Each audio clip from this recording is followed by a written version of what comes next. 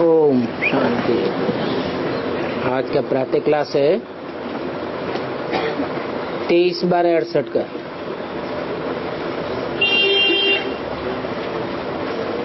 ये ओम शांति किसने कहा?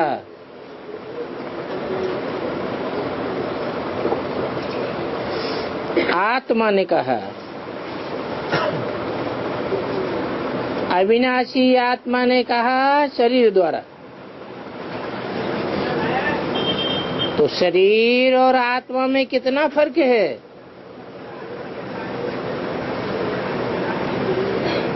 शरीर 5 तत्वों का इतना बड़ा पुतला बन जाता है।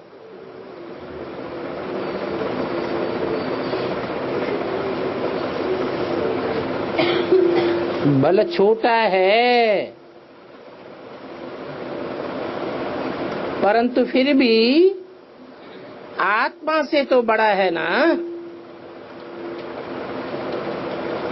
पहले तो एकदम छोटा, जैसे कि छोटी सी पिंडी होती है। जब थोड़ा बड़ा होता है तो आत्मा प्रवेश करती है। फिर बड़ा होते होते इतना बड़ा हो जाता है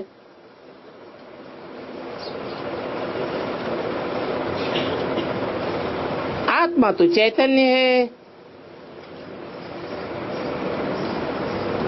परंतु जब तक आत्मा प्रवेश न करे तब तक पुतला कोई काम का नहीं रहता।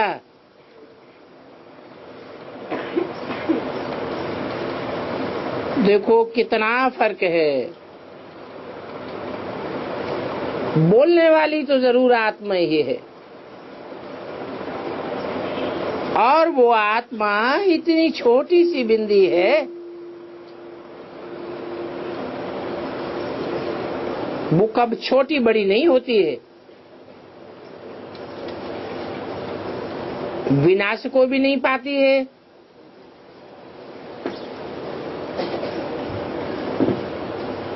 अभी परमात्मा बाप ने समझाया है कि मैं आत्मा भी अविनाशी हूँ और ये शरीर विनाशी है, जिसमें मैं प्रवेश करके पाठ बजाता हूँ।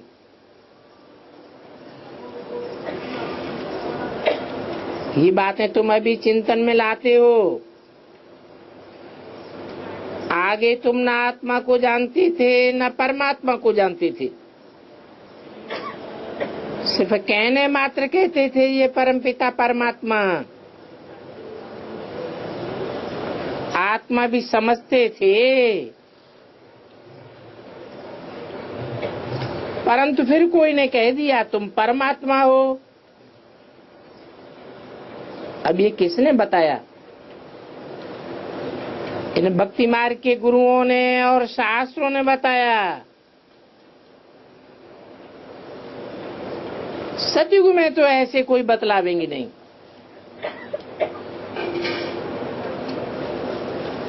अभी बाप ने समझाया है तुम आत्मा मेरे बच्चे हो, तुम सभी आत्मा नेचुरल और ये शरीर अननेचुरल है, मिट्टी का बना हुआ है। आत्मा तो सदैव अविनाशी है, उसका कब विनाश नहीं होता। आत्मा छोटी बड़ी होती नहीं, शरीर तो छोटा बड़ा होता है। जब आत्मा इनमें है तो बोलती चालती है। अभी तुम बच्चे जानते हो, हम आत्माओं को बाप आकर के समझाते हैं। निराकार शिव बाबा इस संगम युग पर ही हमको शरीर द्वारा आकर सुनाते हैं।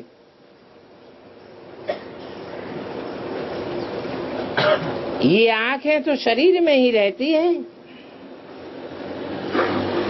अभी बाप ज्ञान का चक्षु देते हैं, आत्मा में ज्ञान नहीं है तो अज्ञान चक्षु है। बाप आकर के ज्ञान चक्षु देते हैं। बाप आते हैं तो आत्मा को ज्ञान का चक्षु मिल जाता है। आत्मा ही सभी कुछ करती है। आत्मा शरीर के द्वारा कर्म करती है। अभी तुम समझते हो, बाप ने भी ये शरीर धारण किया है। बाप अपना भी राज बताते हैं और सृष्टि के आज मध्य अंत का भी राज बताते हैं। सारे नाटक का नॉलेज देते हैं। आगे तो तुम बच्चों को भी कुछ भी पता नहीं था। हाँ, ये जानते थे कि नाटक तो जरूर है, सृष्टि का चक्र फिरता है, परंतु कैसे फिरता है ये कोई नहीं जानते। रचयिता और रचना के आदि मध्य अंत का ज्ञान अभी तुमको मिलता है। बाकी तो सभी ठहरे भक्त। बाप ही आकर के तुमको ज्ञानी तू आत्मा बनाते हैं। आगे तो तुम भक्त आत्मा थे। तुम आत्मा भक्ति करते थे। अभी तुम आत्मा ज्ञान सुनते हो। भक्ति को कहा जाता है अंधियारा, भटकने का मार्ग है। भक्ति माना ही भागना। बुद्धि भागती रहती है। बुद्धि को कोई पक्का ठिकाना नहीं मिलता, तो नाम रख दिया है भक्ति। भटकते भटकते तुम पतित होते रहते हो। तुम्हारी आत्मा की शक्तियां क्षीण हो जाती हैं। ऐसे भी नहीं कहेंगे भक्ति से भगवान मिलता है। बाप ने समझाया है भक्ति का पार्ट है, ज्ञान का भी पार्ट है। तुम जानते हो हम पहले भक्त थे तो हमको कोई सुख नहीं था। भक्ति करते करते धक्का खाते रहते थे। कहाँ कहाँ धक्के खाए, मंदिरों में धक्के खाए, मस्जिद में धक्के खाए, गिरजाघर में धक्के खाए, तीर्थों में धक्के खाए, गुरुओं के धक्के खाए। बाप को ढूंढते रहते थे। अभी समझते हो, ये यज्ञ तप दान पुण्य आदि जो कुछ भी करते थे, ढूंढते ढूंढते धक्का खाते खाते तंग हो गए।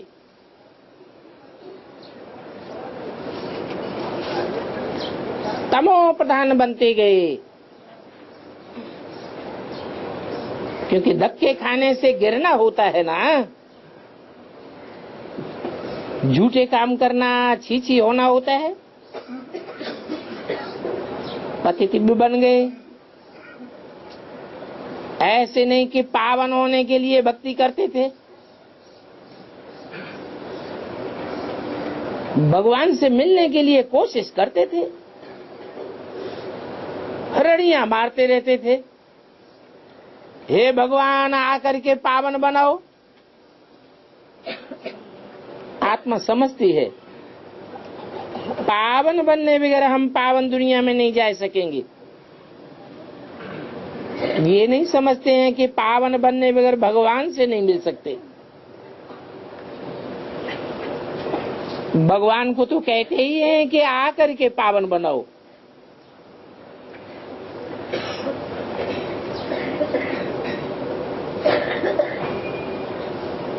आकर के पावन बनाओ। अरे भगवान है तो क्या नहीं कर सकता।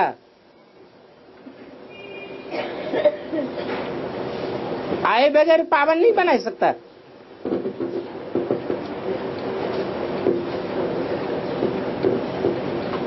वहां बैठे बैठे प्रेरणा नहीं दे सकता।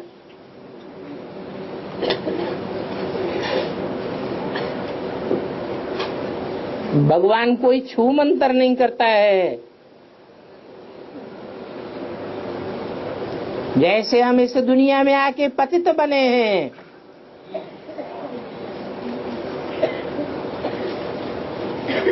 तो पतित बनने का कोई कारण हुआ है। संग के रंग से पतित बने।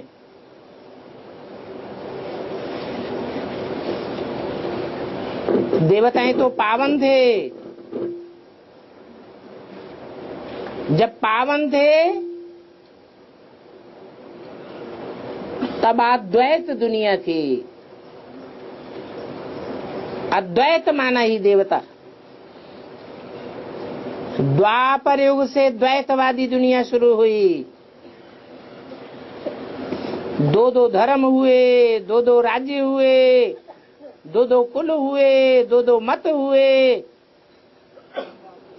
तो अनेकों के संग के रंग में आना हुआ। व्यभिचारी बनते गए, छी छी होते गए।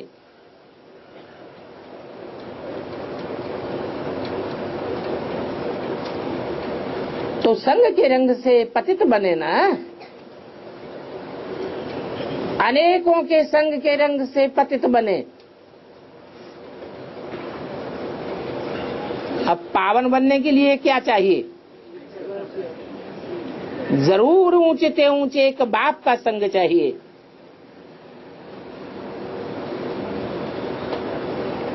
ये तो जानते हो कि पतित ही भगवान से मिलते हैं पावन होने के लिए। जो पावन होते हैं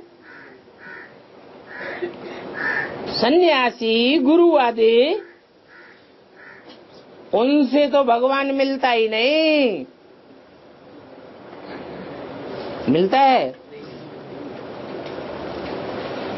बाहर की दुनिया की ही बात है कि ब्राह्मणों की दुनिया की भी बात है? है? ब्राह्मणों की दुनिया की कैसे बात है? है? दादा दादियों से नहीं मिलते। वो पवित्र रहते हैं और तुम अपवित्र हो।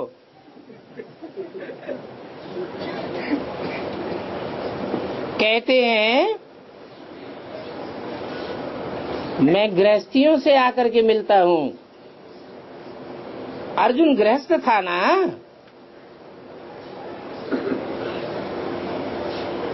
कि सन्यासी था?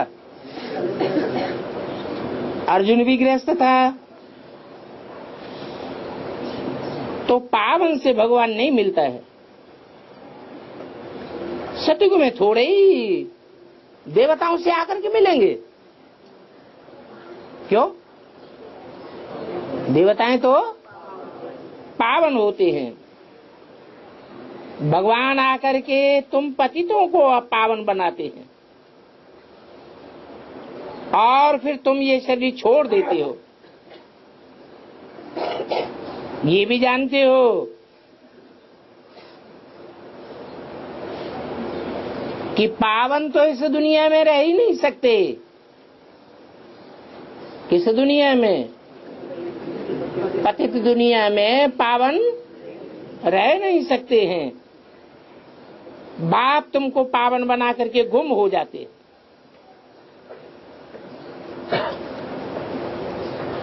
उनका पार्ट ही ड्रामा में वंडरफुल है। किसके तन में बोला? ब्रह्मा की तन में बैठे थे। फिर उनका क्यों कहा? उनका पार्ट ही ड्रामा में वंडरफुल है। अरे बोलने वाला भगवान तो ब्रह्मा के तन में बैठा हुआ है, फिर उनका कह के दूर क्यों करता है? उनका तो यूं कहा जाता है, इनका यूं कहा जाता है। वो तो अंदर ही बैठा हुआ है ना। तो कहना चाहिए मेरा पार्ट ही ड्रामा में वंडरफुल है, क्यों नहीं कहा है? क्योंकि मेरा अगर कहें तो ब्रह्मा के द्वारा भगवान साबित हो जाना चाहिए, परंतु ब्रह्मा की तो न पूजा होती है, न मंदिर बनते हैं, न मूर्तियां बनती हैं। भक्ति मार्ग में ब्रह्मा की उपासना नहीं होती है।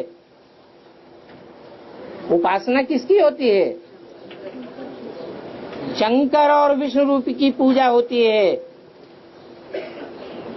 पूजा का आधार क्या है? पवित्रता ही पूजा का आधार है। दाढ़ी मूछ वाले को पवित्र नहीं कहा जा सकता। देवताओं को दाढ़ी मूछ होती है क्या? नहीं होती है। तो बोला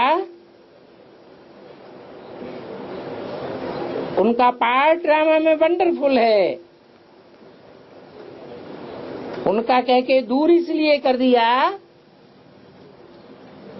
कि वो बाप का प्रत्यक्षता वर्ष आगे आने वाला है। ये वाणी तो सन 68 की है। सन 76 में प्रत्यक्षता वर्ष मनाया गया था। जैसे आत्मा देखने में नहीं आती है, ज्ञान से समझी जाती है। बल साक्षात्कार हो तो भी कोई समझ नहीं सकता, और तो सभी को समझ सकते हैं। ये फलाना है, ये फलाना है, याद करते हैं, चाहते हैं फलाने का चैतन्य में साक्षात्कार हो, और तो कोई मतलब ही नहीं। अच्छा, चैतन्य में देख लिया फिर क्या? साक्षात्कार हुआ फिर तो गुम हो जाएगा। अल्पकाल क्षण भंगुर सुख की आस पूरी होगी।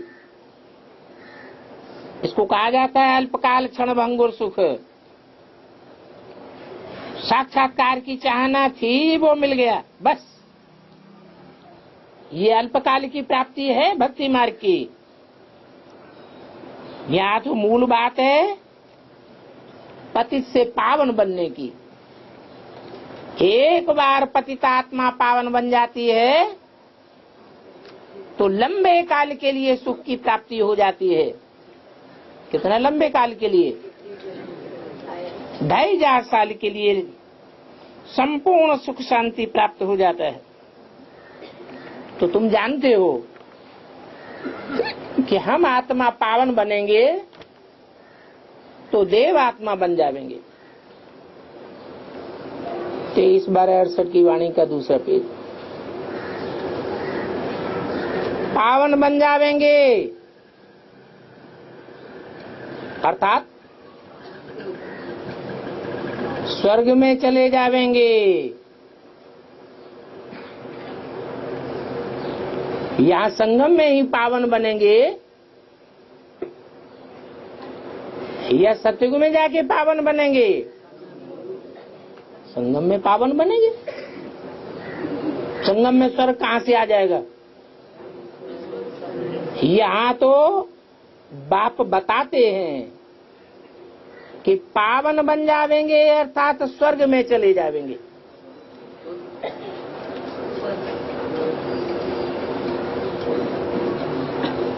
स्वर्ग का अर्थ क्या है? स्व माने आत्मा, ग माने गया। आत्मा कौन सी स्टेज में गई? स्व स्थिति में गई। ये तो ठीक है। सतयुग त्रेता में भी जो भी देव आत्माएं होती हैं वो स्व स्थिति में रहती है, पर चिंतन में नहीं रहती, देह के चिंतन में नहीं रहती। परंतु यहाँ संगम युग में ही ये प्राप्ति होनी है। कौन सी प्राप्ति है? स्वर्णिम संगम युग की प्राप्ति। जो संगम युग की प्राप्ति है वो ऊंची प्राप्ति है या सतयुग की प्राप्ति ऊंची है? संगम युग में ऊंचे से ऊंची प्राप्ति है। ऊंचे से ऊंचा पद संगम युग में बनता है। सतयुग में तो ऊंचे से ऊंचे बनेंगे नारायण, वो सतयुग के नारायण कहे जावेंगे। विश्व महाराजन नहीं कहे जावेंगे। विश्व महाराजन कहाँ का गायन है? यहाँ संगम का गायन है। जो हिस्ट्री में ये आस बनी रही लोगों की, बड़े बड़े महत्वाकांक्षी हुए, उनकी महत्वाकांक्षा रही कि हम सारे विश्व के ऊपर विजय प्राप्त करें। जब झंडा गान करते हैं तो क्या बोलते हैं? विजयी विश्व तिरंगा प्यारा। वो तो समझ लेते हैं कि कोई कपड़े का झंडा रहा होगा जिसने विश्व विजय की होगी। ये नहीं समझते हैं कि शास्त्रों में ये भी तो बताया है कि कपड़ा किसे कहा जाता है?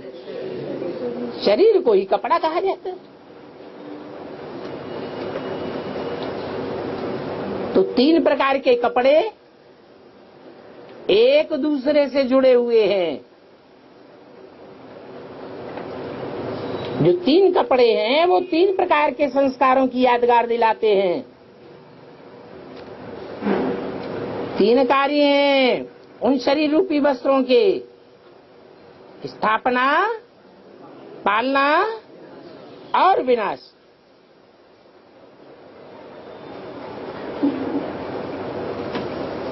ये 3 मूर्तियां हैं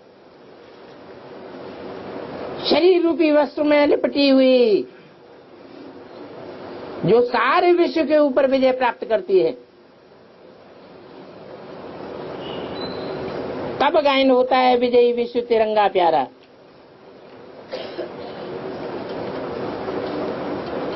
ये संगम युग का गायन है, सतयुग का गायन नहीं है। स्वर्ग में तो कोई ब्राह्मण जा ही नहीं सकता है। कोई ब्राह्मण ऐसा है जो ये शरीर छोड़े बगैर स्वर्ग में चला जाए? है? जा सकता है? जा सकता है या नहीं जा सकता है? स्वर्ग में नहीं जा सकता, लेकिन स्वर्ग जैसे स्वर्णिम सुख का अनुभव कर सकता है। जो सुख सतयुग के सुख से भी जास्ती ऊंचा है, जिसका शास्त्रों में गायन है कि अतीन्द्रिय सुख पूछना हो तो गोप गोपियों से पूछो।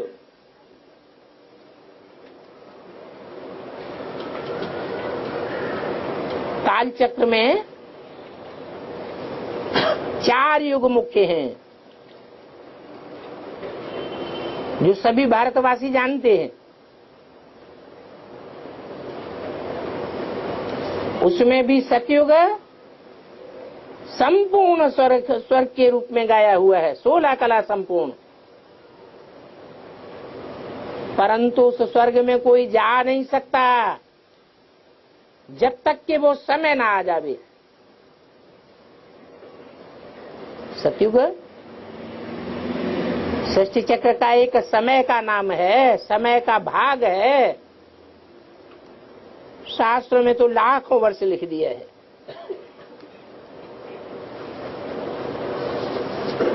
समझते हैं कलयुग में अर्जुन 40,000 वर्ष पड़े हैं। बाबा तो समझाते हैं कि सारा कल्प ही 5,000 वर्ष का है। समझाते हैं ऐसे ही नहीं कह देते हैं कि 5000 वर्ष का है। दुनिया में जो भी खुदाइयां हुई हैं उनमें 5000 वर्ष से पुरानी कोई चीज नहीं मिली। चाहे मोहनजोदड़ो हो, हड़प्पा हो, सिंध हो, मेसोपोटामिया हो, जो भी खुदाइयां हुई हैं 5000 वर्ष से पुरानी कोई चीज नहीं मिली। हिस्ट्री भी मनुष्यों के पास 2500 साल की है। बहुत पुरानी कोई की हिस्ट्री होती है तो उसके बारे में ज्यादा डिटेल प्राप्त नहीं होता। क्राइस्ट का डिटेल मिलेगा, मोहम्मद का डिटेल मिलेगा, शंकराचार्य का डिटेल मिलेगा, गुरु नानक का भी जीवन कहानी का डिटेल मिलेगा। लेकिन सभी विधर्मियों के बीच में, सभी विदेशी धर्मों के बीच में पुराने से पुराना धर्म कौन सा है? इस्लाम धर्म। इस्लाम धर्म के प्रणेता इब्राहिम की जीवन कहानी कोई बतावे? किसी ने सुनी? अरे किसी ने सुनाई होगी तो सुनेंगे। वो 2500 साल पुरानी कहानी किसी की बुद्धि में है ही नहीं।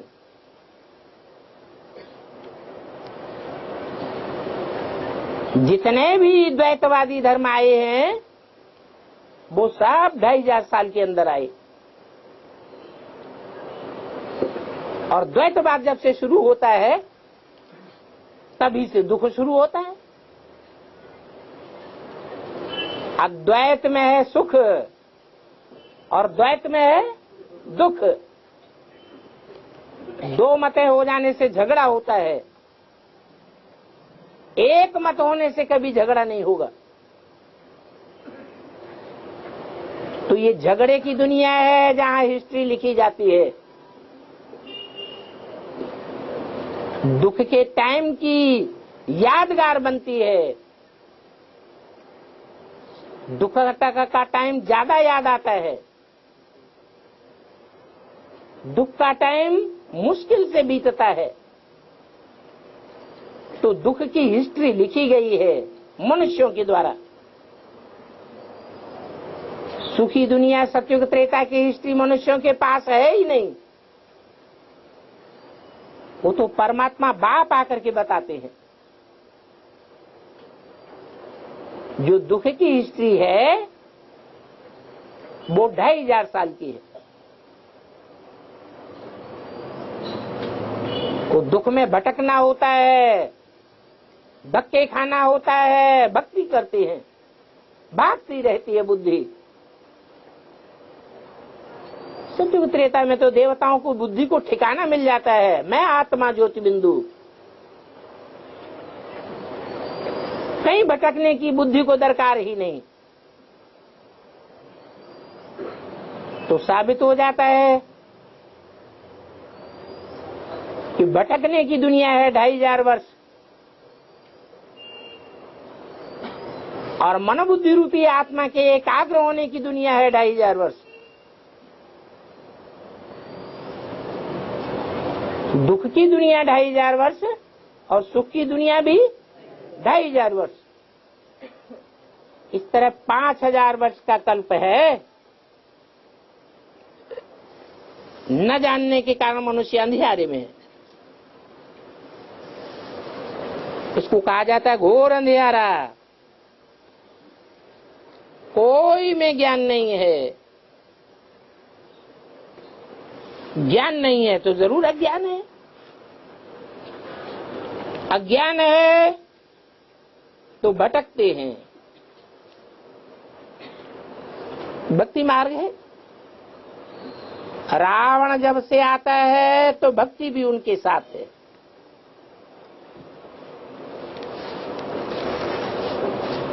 भक्ति कहां से आती है? द्वापर से तो आती है। द्वापर भी नाम पड़ता है द्वैतवाद के आधार पर। भक्ति आती है रावण से, रावण से भक्ति आती है और राम से ज्ञान आता है।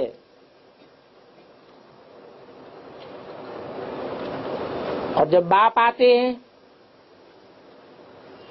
तो उनके साथ ज्ञान आता है। बाप भी दो हैं बेहद के, एक है आत्माओं का बाप और दूसरा है मनुष्य सृष्टि का बाप। दोनों बेहद के बाप हैं। तो उनके साथ ज्ञान है। बाप से एक ही बार ज्ञान का वर्षा मिलता है, घड़ी घड़ी वर्षा नहीं देते हैं। वहां तो तुम कोई को ज्ञान देते नहीं हो, दरकार ही नहीं है। ज्ञान उनको मिलता है जो अज्ञान में है। बाप को तो कोई भी नहीं जानते हैं। बाप को गाली भी देने बगैर कोई बात भी नहीं करते हैं। ये बात भी तुम अभी समझते हो। दुर्गति में डालने के लिए कितना माथा मारते हैं, गालियां देना, डिफेम करना, कितनी जोर जोर से चिल्लाते हैं। तुम कहते हो ईश्वर सर्वव्यापी है ही नहीं। क्या कहते हो? ईश्वर सर्वव्यापी है ही नहीं। सिर्फ इतना कहकर के छोड़ देते हो क्या? है ईश्वर सर्वव्यापी नहीं है तो कहाँ है? सर्वव्यापी नहीं है तो एक व्यापी कहाँ है? वो तो बताना पड़े।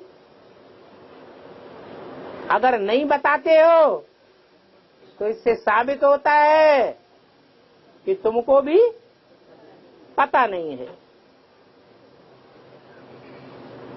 वो बाप ईश्वर हम सभी आत्माओं का बाप है। और वो कहते हैं कि मैं ठिक्कर बित्तर में नहीं आता हूं। क्या? ठिक्कर ठोबर जैसी जिनकी बुद्धि है, एक ठोकर लगाई और ढेला फूट जाता है। ठिक्कर माने मिट्टी का ढेला, एक ठोकर लगती है और बिखर जाता है। ऐसे ही जो ऐसी आत्माएं कच्ची हैं कि माया की एक छोटी सी ठोकर लगती है और ज्ञान में से बिखर जाती है, अटल निश्चय बुद्धि नहीं बन करके रह सकती। मैं उनमें आता हूं क्या? मैं किस में आऊंगा? अटल निश्चय बुद्धि में आऊंगा कि घड़ी घड़ी छुई मुई घास बन करके रहने वालों में आऊंगा? मैं तो अटल निश्चय बुद्धि में आता हूं। ऐसे नहीं ठिक्कर और भित्तर में आता हूं। भित्तर कहा जाता है भीत को। भीत माने दीवाल। जो ज्ञान के मार्ग में दीवाल बन करके खड़े हो जाते हैं, न खुद आगे बढ़ते हैं न दूसरों को आगे बढ़ने देते हैं, न खुद भगवान बाप को पहचानते हैं और न दूसरों को पहचानने देते हैं। ऐसों का नाम क्या रखा है? भित्तर बुद्धि। तुम बच्चों ने अभी अच्छी रीति तय समझ लिया है। भक्ति बिल्कुल अलग चीज है, उसमें जरा भी ज्ञान नहीं होता है।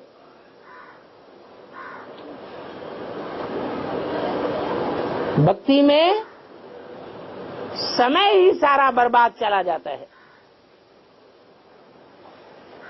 ज्ञान का नाम भी बदल जाता है, फिर मनुष्यों का भी नाम बदल जाता है। पहले तो मनुष्य कहे जाते थे देवताएं,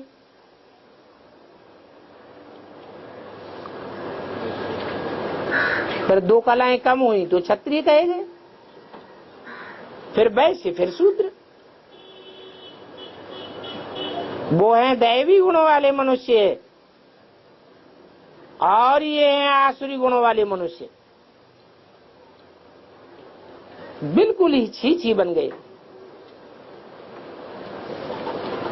तो गुरु नानक ने तो साफ कहा है, असंख्य चोर हरामखोर हैं। मनुष्य कोई ऐसा कहे तो उनको झट कहें, ये क्या तुम गाली देते हो? परंतु बाप कहते हैं ये सभी आसुरी संप्रदाय हैं।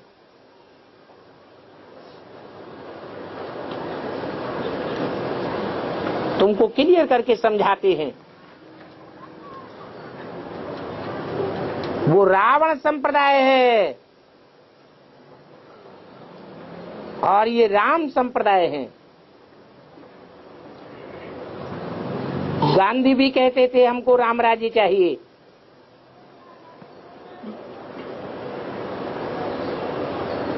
कहने वाले गांधी जी ये नहीं समझते थे कि हम तो पतित हैं, पतित राम राज्य में कैसे जा सकते। अभी तुम देखते हो रावण राज्य में क्या क्या हो पड़े हैं। रावण राज्य में सभी भिखारी, इनका नाम ही है वैश्यालय। गंध में रहने वाले रौरव नरक लगा पड़ा है। रौरव शब्द कहाँ से आया? जैसे नाली होती है, कीड़े उसमें रौरी आते रहते हैं, ऐसे ऐसे ऐसे ऐसे एक दूसरे को काटते रहते हैं। ये भी व्यभिचारी दुनिया का काटना पीटना है।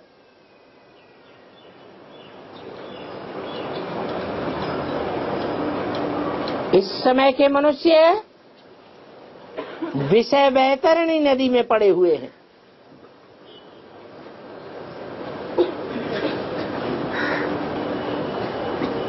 मनुष्य जानवर पशुओं आदि से बदतर बन गए हैं। इन मनुष्यों की कोई भी महिमा नहीं है। सन्यासी भी कहते हैं ये सात सर्पिणी है तो बरूबर। अब ये जो एक दो को डसते हैं, ये डसना छुड़ावे कौन?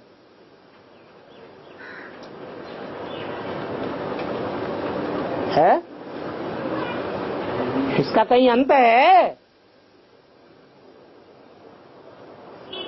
ये सर्प सर्पिणियां, ये रौरव नरक के कीड़े जो एक दूसरे को डस रहे हैं, चबा रहे हैं, इनको छुड़ावेगा कौन? इनका कोई अंत है? अंत है या नहीं है? अंत कब आता है? जब आती होती है। तो अति कैसे होती है? अति करेगा कौन? है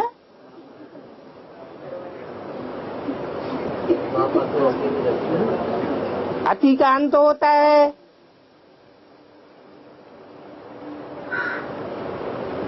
और कल्पांतकारी कौन कहा जाता है? कलातीत कल्याण कल्पांतकारी, कल्प का अंत करने वाला कहा जाता है। जब कल्प का अंत होता है तो सभी दुख दर्दों का अंत हो जाता है। इसलिए अव्यक्तवाणी में क्या बोला है? पाप में पाप बढ़ाने का रहम करने आए हैं। कौन? बाप, बाप के सिवाय तो अति कोई कर ही नहीं सकता। बाप को ही रहम आता है।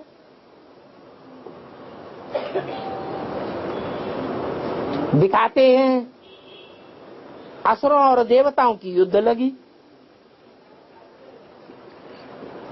देवताओं ने जीत लिया।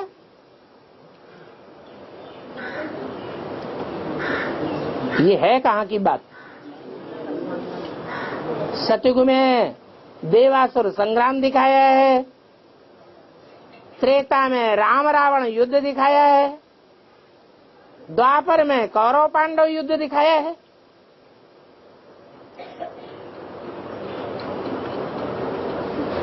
वास्तव में ये उन युगों की बात नहीं है। ये बात तुम अभी समझते हो, जानते हो कि असुरों को बाप आकर के देवता बनाते हैं। असुर ही काया कला चट्ट होती है, कलाहीन असुर होते हैं, उनको आकर के देवता बनाते हैं। कब होते हैं?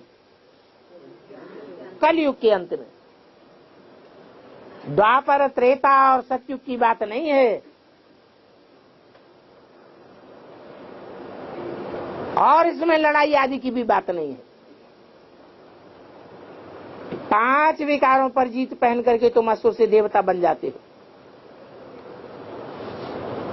बाकी जो 5 विकारों को जीतने का पुरुषार्थ नहीं करते, वो सब खत्म हो जाते हैं। तुम सतयुग में जाते हो, जो पुरुषार्थ नहीं करते हैं वो शांति धाम में जाकर के बैठते हैं। अभी से कलयुग में असुर रहते हैं। इन असुरों की निशानी क्या है? 5 विकार। देवताओं को कहा जाता है संपूर्ण निर्विकारी और असुरों को कहा जाता है संपूर्ण विकारी। वो देवताएं हैं 16 कला संपूर्ण, और वहां कलयुग अंत में 9 कला। सभी की कला काया चट्ट हो जाती है।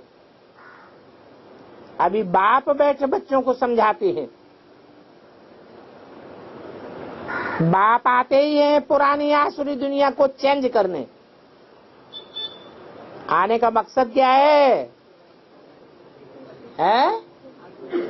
पुरानी आसुरी दुनिया को चेंज करने के लिए आते हैं। तो मकसद पूरा किए ही बीच में ही चले जाएंगे क्या?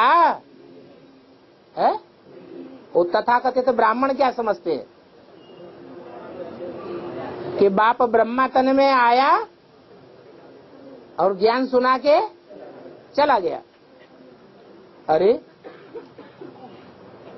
पतित पावन आओ, आकर हमको पावन बनाओ, बुलाने वाले क्यों बुलाते हैं?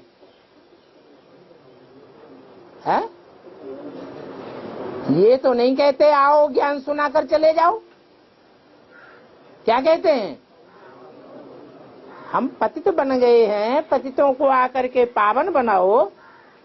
तो जरूर पावन बना करके जावेंगे या बीच में चले जावेंगे?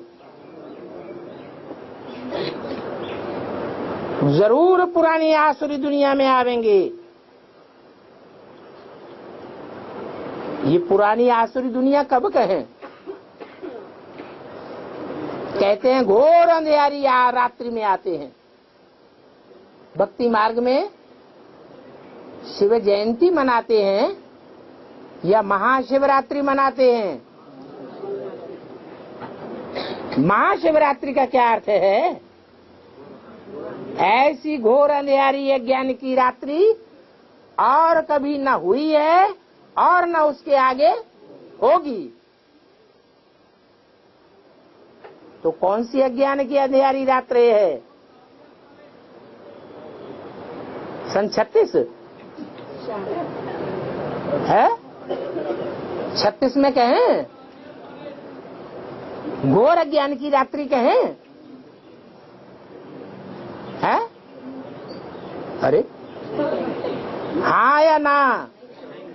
क्यों नहीं कहेंगे? नहीं कहेंगे तो ये शिव जयंती कैसे मनाते हैं? तुम भी तो मनाते थे,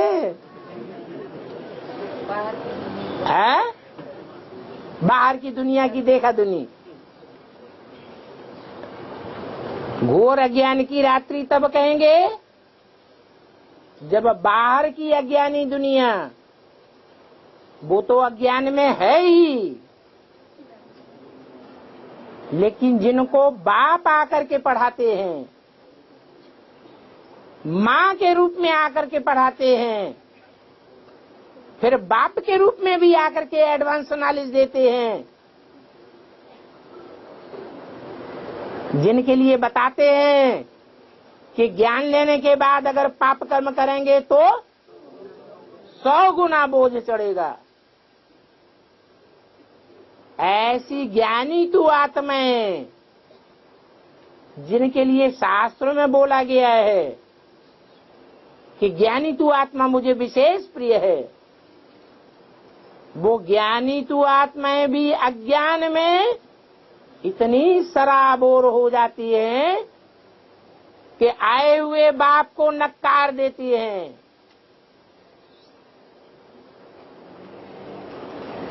दुनिया वाले भी अज्ञान में, बेसिक नॉलेज लेने वाले भी अज्ञान में, और एडवांस नॉलेज लेने वाले भी अज्ञान में आ जाते हैं। ऐसी माया फाइनल पेपर लेती है कि बड़े बड़े दिग्गजों को पछाड़ देती है।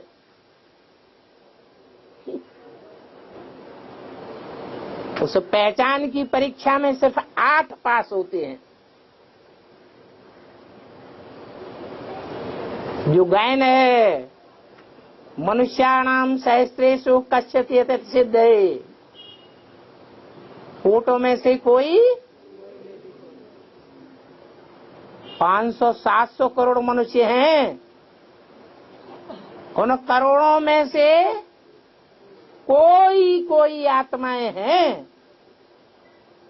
कितनी है? नहीं, कोटों में से कोई, पहली आवृत्ति। 500-700 करोड़ में से कोई आत्माएं निकलती हैं। कोटों में से करोड़ नहीं बताई, कोई। कितनी है? 9 लाख। 500-700 करोड़ में से 1 करोड़ भी नहीं, उसका भी 10वां हिस्सा भी नहीं। वो आत्माएं पुरुषार्थ करती नहीं है, सिर्फ संदेश लेती हैं। कितनी आत्माएं संदेश लेती हैं? 9 लाख। फिर उनमें से चुनाव होता है, कोई में से भी कोई निकलते हैं।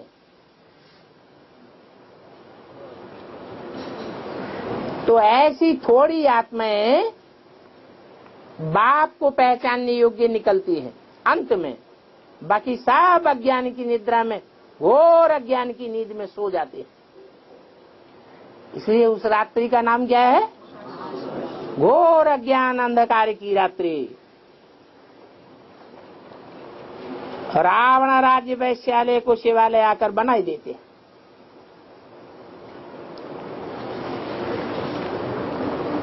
उन्होंने फिर नाम रख दिया है त्रिमूर्ति हाउस।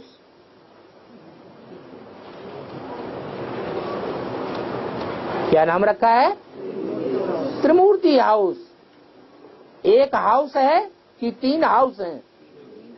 3 हाउस हैं।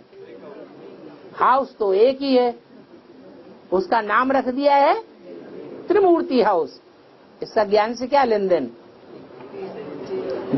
जरूर शरीर रूपी घर एक ही है। एक ही शरीर रूपी घर में 3 आत्माएं काम करती हैं। नाम रख देते हैं त्रिमूर्ति रोड।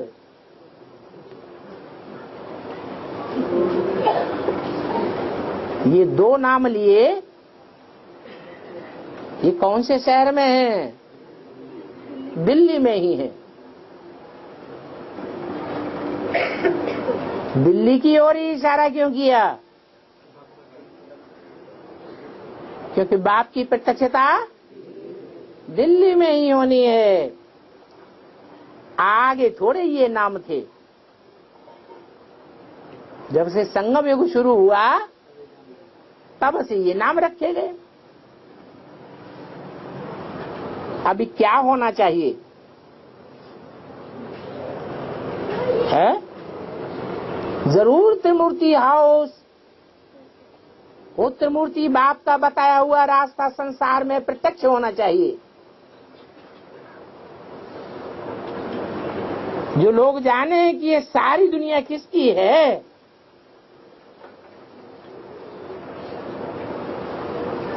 सारी दुनिया परमात्मा की है ना।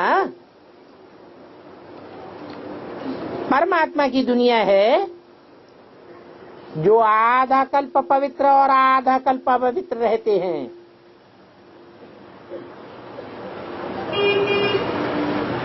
क्रिएटर तो बाप को कहा जाता है, तो उनकी ये दुनिया हुई ना। क्रिएटर माना रचयिता। रचयिता साकार होता है या निराकार होता है?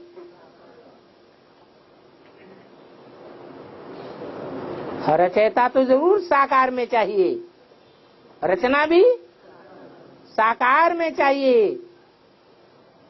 तो कौन है रचयिता? जो कहा जाता है परमात्मा की ही दुनिया है। परमात्मा शब्द कितने शब्दों को मिलकर बना है? कौन कौन से 2 शब्द हैं?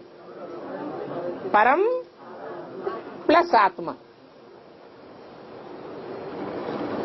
आत्मा तो है, लेकिन आत्माओं के बीच में कैसी आत्मा? परमात्मा। उसकी भेंट अन्य आत्माओं से की गई है। सुप्रीम सोल की भेंट आत्माओं से की जा सकती है? नहीं की जा सकती।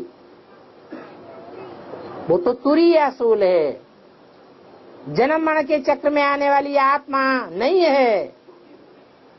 जन्म मरण के चक्र में आने वाली आत्माओं के बीच में जो परम पाठधारी, हीरो पाठधारी है,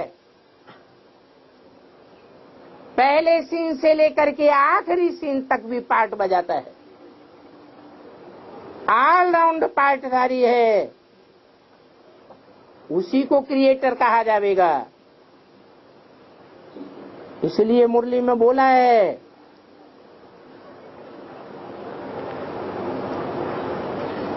कि सृष्टि में सदा कायम कोई चीज है ही नहीं। सदा कायम तो एक शिव बाबा ही है। शिव बाप नहीं कहा, क्या कहा? शिव बाबा है। माना शिव बाप हुआ आत्माओं का बाप। उसके साथ बाप के सिवाय कोई दूसरा संबंध आत्माओं का नहीं बनता।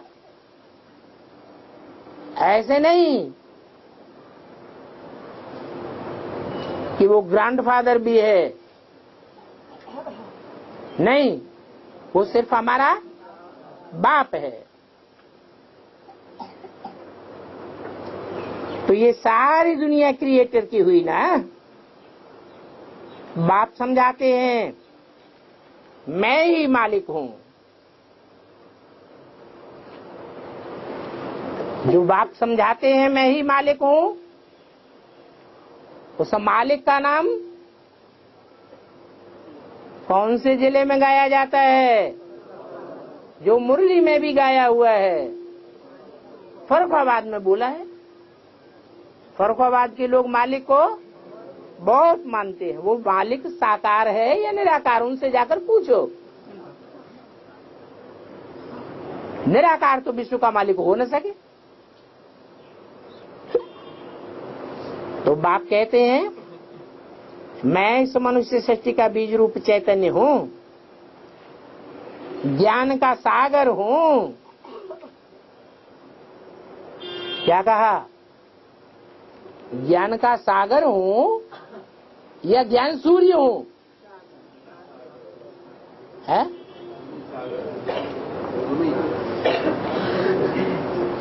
ज्ञान सूर्य नहीं है। कौन है? शिव बाप है ज्ञान सूर्य, और शिव बाबा है ज्ञान सागर। सागर का था नहीं लिया जा सकता। पृथ्वी की लंबाई चौड़ाई नाप सकते हैं, सागर की गहराई नहीं नाप सकते।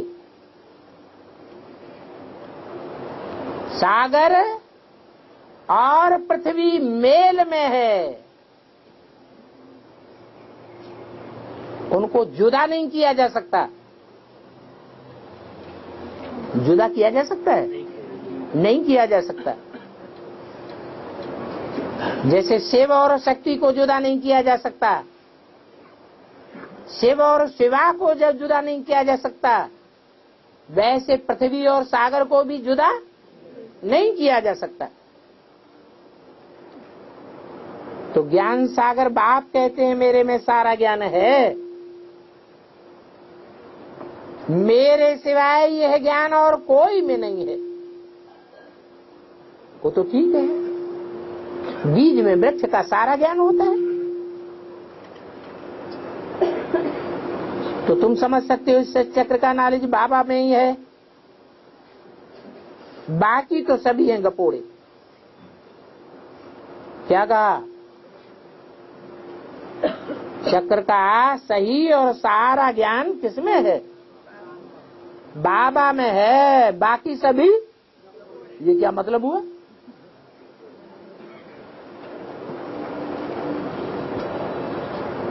जो मनुष्य सृष्टि का बीज है उसमें सारे झाड़ का नॉलेज है, बाकी सभी गपोड़े कैसे है?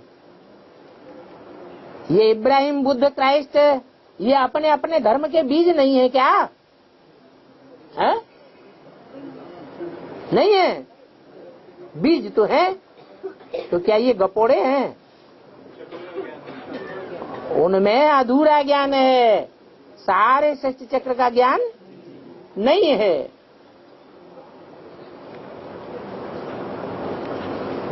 उसमें भी मुख्य गपोड़ा तो बहुत खराब है।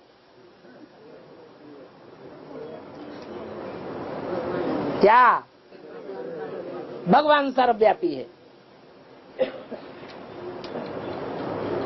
ये गपोड़ा किसने लगाया? अच्छा, इस सारी सृष्टि के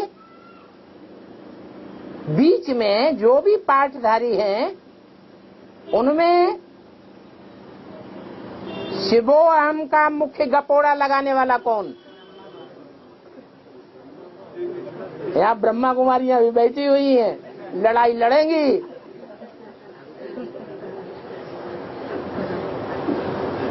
और टीवी में भी आ जाएगा।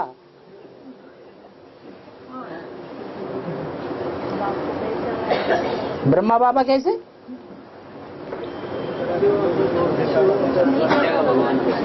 जैसे वो साधु सन्यासी हैं, वो भी रट्टा लगाते हैं, ब्रह्मास्मि, मैं ब्रह्मा हूँ, शिवो हम, मैं शिव हूँ। परंतु उनसे पूछो, कोई प्रूफ प्रमाण भी तो दो। ऐसे कैसे मान लें कि तुम शिव भगवान हो? तो कोई प्रूफ प्रमाण दे सकेंगे? है? नहीं दे सकते। यहाँ ब्रह्मा के लिए भी पूछा जाए कि अपन को कृष्ण कहते, अपन को कृष्ण मान लिया, अपन को गीता का भगवान मान लिया, ये भी मान लिया कि मेरे में शिव है, भगवान का साकार स्वरूप सिर्फ मैं ही हूं।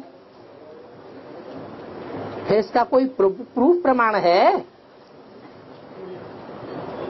कोई प्रूफ बताया? कोई प्रूफ नहीं बताया। तो सृष्टि में पहले गपोड़ा मारने वाले ब्रह्मा साबित हो गए। कौन सा गपोड़ा? गीता का भगवान मैं हूं और शिव मेरे में है। आत्मा सो मैं, आत्मा सो परमात्मा हूं। इस गपोड़े के लिए बाप डोरापा देते हैं। तुम मुझे ठिक्कर भित्तर में, कुत्ते बिल्ले में, चांडाल में समझ बैठे हो। अरे ब्रह्मा बाबा ठिक्कर हो गया, मिट्टी का ढेला हो गया। अगर हो गया तो कैसे? हाँ, अरे थोड़ी सी परीक्षा आ गई। क्या परीक्षा आ गई है? अरे कोई ऐसा सिरफिरा निकला जिसने सारी संस्था को अपनी मुट्ठी में रजिस्ट्रेशन करा लिया। तो रजिस्ट्रेशन कराने से क्या संस्था उनकी मानी जाएगी? है? संस्था में उस भाई का नाम डाल दिया जाएगा ब्रह्मा की जगह? डाल सकते हैं? नहीं डाल सकते। इसमें हार्ट फेल होने की क्या बात है?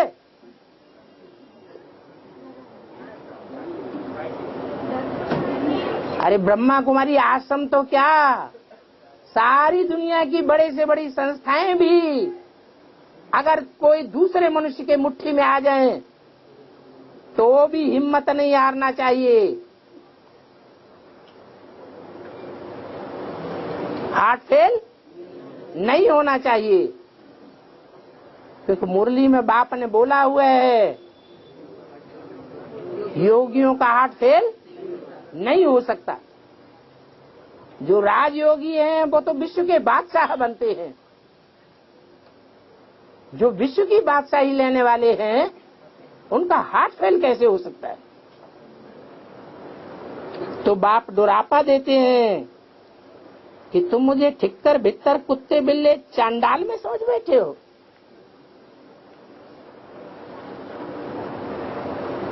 अभी तुम्हारी क्या दुर्दशा हो गई है?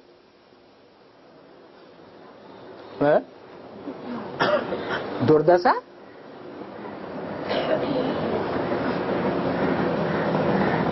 पाप कर्म करने वालों की दुर्दशा होती है या पुण्य कर्म करने वालों की दुर्दशा होती है? है? पाप कर्म करने वालों की दुर्दशा होती है। जो पुण्य कर्म करने वाले हैं वो तो देवता बनते हैं, पुण्य आत्मा बनते हैं। जो पाप कर्म करने वाले होते हैं वो भूत प्रेत बनते हैं। भूत प्रेतों का मुखिया कौन कहा जाता है? अरे भूत प्रेतों का कोई मुखिया है? भूतनाथ नहीं है? भूतनाथ। भूतनाथ के बारे में एक कथा भी है। किरात का रूप धारण कर लिया, चांडाल का रूप धारण कर लिया। तो तुम्हारी क्या दुर्दशा हो गई है?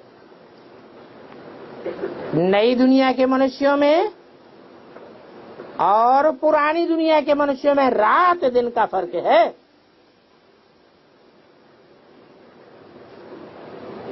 इसलिए कहा जाता है ब्रह्मा का दिन और ब्रह्मा की रात।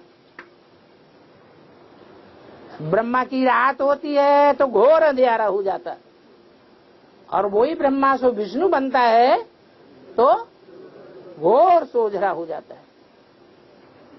ओम शांति।